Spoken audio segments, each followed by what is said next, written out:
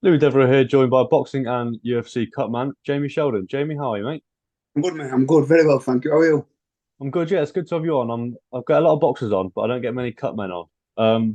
Which is actually my first question. How did you get into it? Because you don't see too many of them around. Yeah, do you know what it was? But I kind of fell into the role when I was young and I was watching boxing and whatever MMA and all that sort of stuff. You cut men generally were like older boxing trainers and this and that. And it was just something that interested me. So obviously, when I was in and around gyms, I just kind of fell into the role by accident, like in your local gyms and stuff like that, where they weren't like hiring cutmen and doing this and what have you. So I kind of just took it upon myself to like make that my little trade within that gym. I never expected nothing from it. I was just doing it for love of the game and that I enjoyed it and what have you. And it just grew from me. To be fair, I think I kind of got into it at the right time, before your social media and this and other. Because in this day and age now, everybody and their grandmother wants to do it, or they think it's a quick way of getting on telly and all that sort of stuff. Do you know what I mean? So I got into it. It was at a nice time. So yeah, it was a bit of a strange one. Bit of a strange one, really. There were never like a plan in my head that was going to say, "This is what I'm going to do. I'm going to be this or I'm going to be that." It kind of just unfolded on its own. Did you used to box? Did you used to have ambitions to be a boxer or? Well, when I was a kid, I was big into my football, massively into my football. But obviously, when football went on, we're in and around boxes, in and around gyms. Like I had it all come about. My grandmother were a cleaner, so obviously in this gym, as it happened, there was a big heavyweight boxer worked at the gym. An heavyweight boxer, I didn't really get it. So because he were an heavyweight boxer, and I'm 9 or 10 year old, I kind of thought he was English Mike Tyson. So I was kind of like obsessed with this bloke. Do you know what I mean? Like watching him first professional boxer I ever met. So I used to follow his career and this and over. Then when football season went on, I had friends that were boxers. Like there were quite a few around where I lived, to be fair. So I used to go boxing gym with them and just train and what have you. Uh, Fast forward a few years, obviously MMA was kicking off. That was something that I dabbled with. Do you know what I mean? So I jumped in there. Few fights with MMA game. So I was just it was any type of fighting, to be fair. Even like Thai boxing, I was like watching Thai boxing and even like your bare knuckling now. Still got a big interest in watching that. Do you know what I mean? Just any type of fighting, mate. So as regards competing as a boxer, no. Trained as a boxer, yeah. Competing in MMA, that were my thing to compete in. Obviously, you do, like you said there, MMA and boxing. Do you tend to Yeah. get worse injuries in MMA or in boxing, or is it pretty much the same? The short term injuries, obviously, MMA is worse. A lot worse because obviously you can use elbows. Elbows are like razor blades, so they'll just slice you open. A knee, they'll put your biggest lump on your forehead that you've ever seen.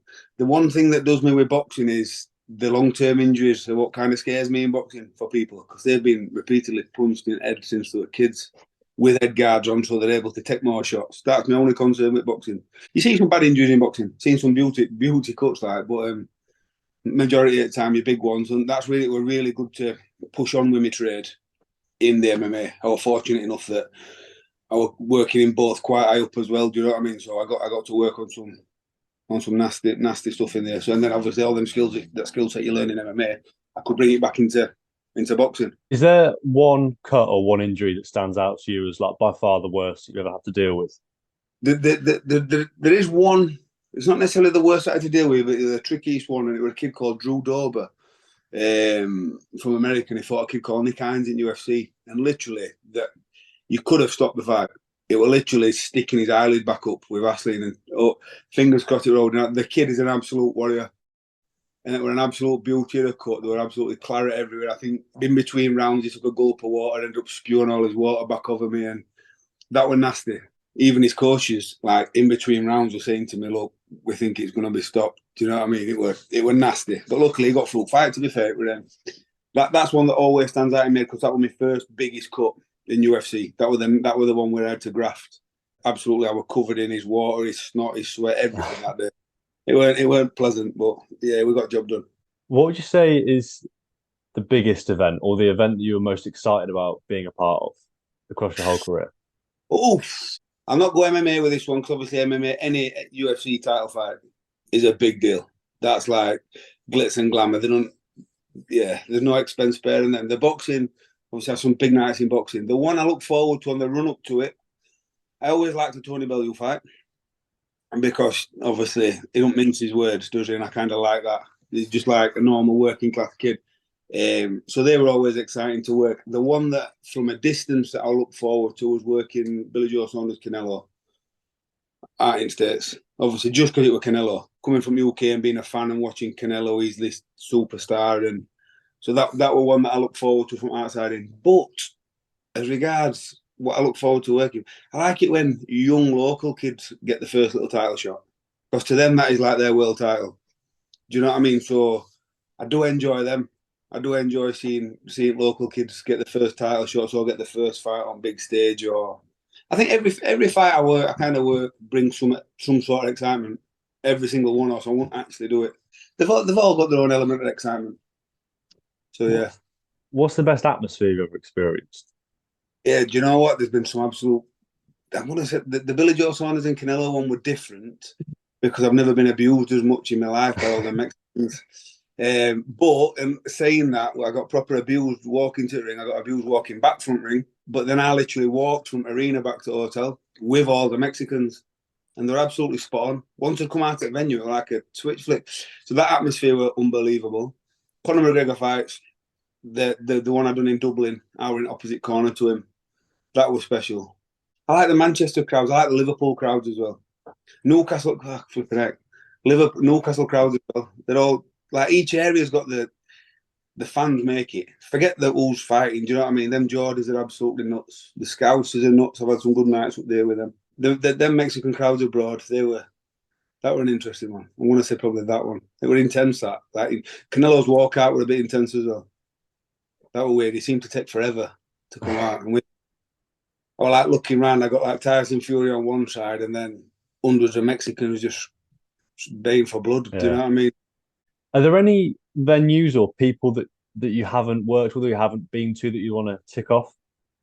Oh, people. That's a good one. I would. I'd like to work. Obviously, I've worked out in the States a few times. I'd like to do more places in the States. I'd like to. Do you know what it was? I'd love to work with some more American fighters as well. I like working with, like, obviously, Anthony Sims Jr. when he comes over. I've worked with him quite a few times now. And I like him because he's like that old school kind of crunk boxer, that kind of. Yeah, yeah. I like that sort of stuff, like the old school American gym. So I would like to get about America. Some of them fighters are the kind of old school trainers. Do you know what I mean? And do it like that. Last question now.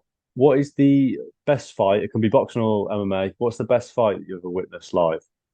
Oh, God. Oh, you've got me there. I wish you'd have given me this question before and I could have had a look for you. You know, some of the best fights that you'll ever see are on the local small hall Small hall shows. fights, yeah. Everyone says that. They'll be like for area titles. Do you know what I mean? Because them kids that are fighting for area titles, some of them won't go on to win a British or an English one before. So they're like literally just slug it out in them area. I do like an area title fight. I tell you one I did enjoy that were quite recent, and it probably would have got knockout a year, fight a year if Lee wouldn't have done Conor with the Jordan Gill one. When Jordan Gill literally his eardrums had gone, he could hardly stand up. That was the one that were like my heart were in my mouth. That one. I had butterflies in my stomach for the kid. Obviously, I knew Dave Coldwell were feeling nervous in that corner. That was one where it was a bit of a relief when he dropped that shot on him and sent him skipping over. It was just how it ended. And obviously, I've known Jordan a long time. Obviously, I know his dad. I knew what it meant to them as well. Do you know what I mean? And even their faces when they were done. His dad were like dancing about in rings. Do you know what I mean? He's a reserved fella. Do you know what I mean? So seeing that were a good one. You know, and it's like them. You know what it means to that kid. So that's what makes it more exciting and better. Do you know what I mean? You know, when you bring emotional factor into it. Yeah. Right answers. Brilliant. Thank you, mate.